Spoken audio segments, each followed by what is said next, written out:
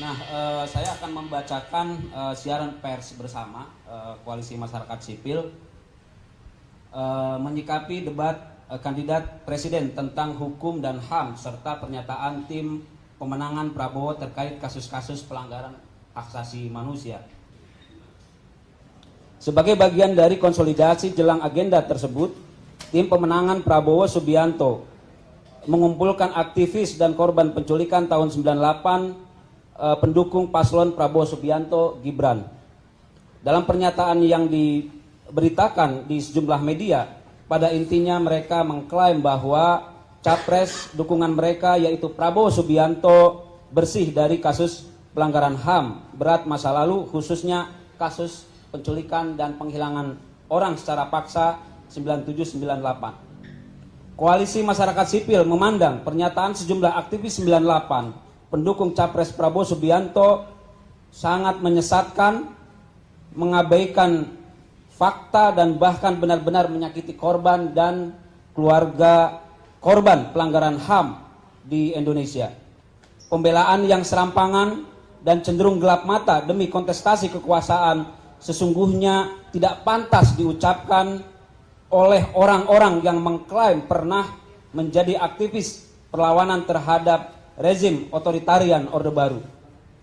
Dengan klaim dan embel-embel sebagai aktivis 98, seharusnya mereka mengedepankan nilai-nilai perjuangan demokrasi dan HAM, khususnya keberpihakan pada korban, keluarga korban, bukan membuat dan menyebarkan narasi yang manipulatif atas sejarah dan aktor kekerasan negara di masa lalu.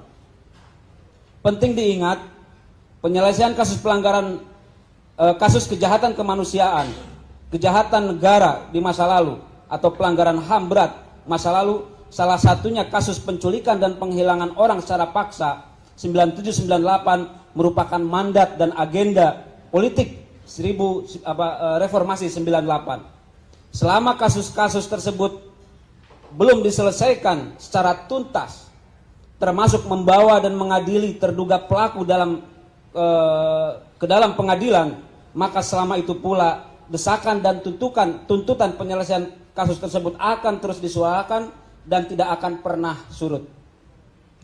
Adanya pernyataan yang menyatakan bahwa isu penculikan dan penghilangan paksa sebagai isu 5 tahunan, isu musiman, secara nyata merupakan pelecehan terhadap perjuangan korban, perjuangan keluarga korban yang telah berjuang selama puluhan tahun dan tak kenal henti untuk mendapat keadilan dan atas peristiwa yang dialaminya.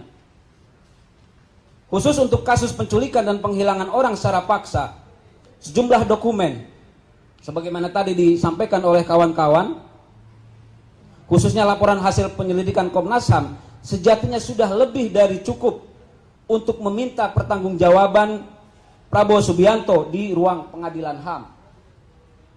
Hasil penyelidikan Komnas HAM telah menetapkan kasus penculikan dan penghilangan orang secara paksa sebagai peristiwa pelanggaran HAM berat.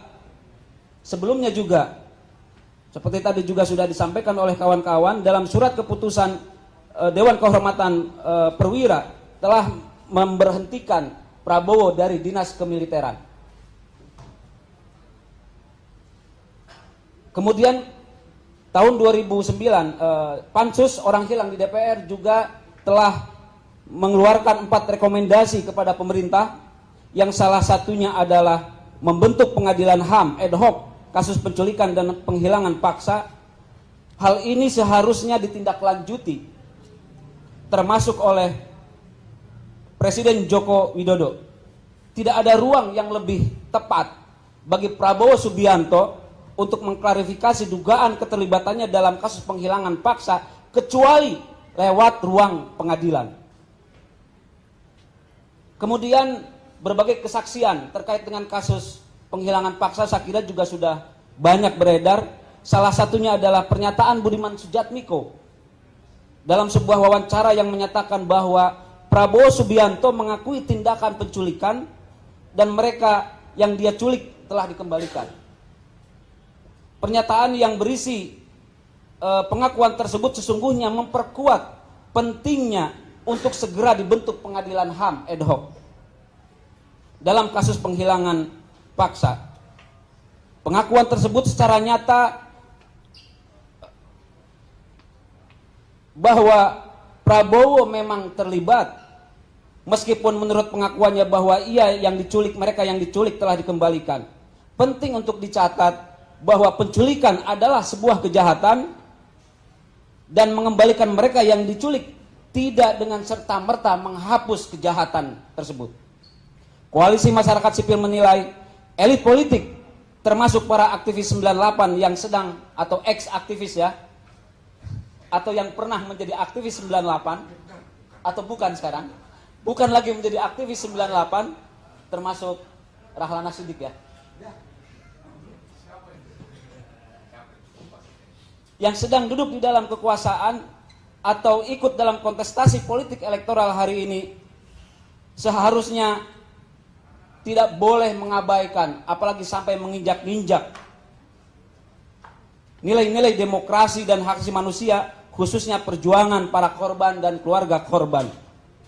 Harus diingat bersama bahwa kondisi politik hari ini, era reformasi yang termasuk yang menghantarkan mereka hari ini duduk di dalam kekuasaan, merupakan hasil dari perjuangan berdarah para martir perubahan pada tahun 98, terutama di dalam melawan rezim otoritarian Orde Baru. Dalam kasus penculikan saya kira ini jelas ya, sampai hari ini belum tuntas, apalagi sampai hari ini masih terdapat 13 orang yang diculik dan sampai hari ini belum kembali.